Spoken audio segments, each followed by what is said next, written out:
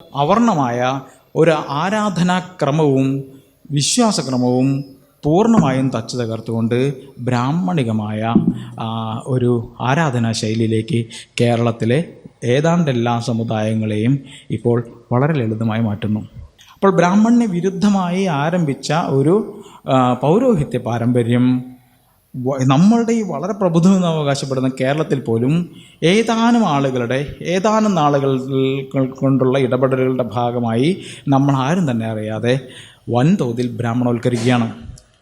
അത് ഇപ്പോൾ ഈഴവ സമുദായത്തിന് ശേഷമുള്ള ധാരാളം ചെറിയ ചെറിയ സമുദായങ്ങളുടെയും ഒക്കെ മരണാനന്തര ചടങ്ങുകൾ, വിവാഹ ചടങ്ങുകൾ, അവരുടെ കുടുംബത്തിൽ നിലനിന്നിരുന്ന ആരാധനാലയങ്ങളിൽ, അവരുടെ കാവുകളിൽ എല്ലാം പ്രവർത്തിച്ചുകൊണ്ടിരിക്കുകയാണ്.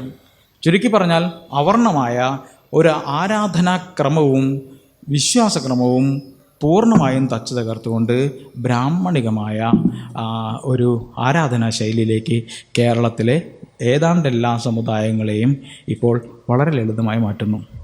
ചുരുക്കി പറഞ്ഞാൽ ഇവിടെയെല്ലാം പ്രമാണ ഗ്രന്ഥമായി ഇപ്പോൾ തന്ത്രസമുച്ചയം പോലുള്ള ഗ്രന്ഥങ്ങൾ വരികയാണ്.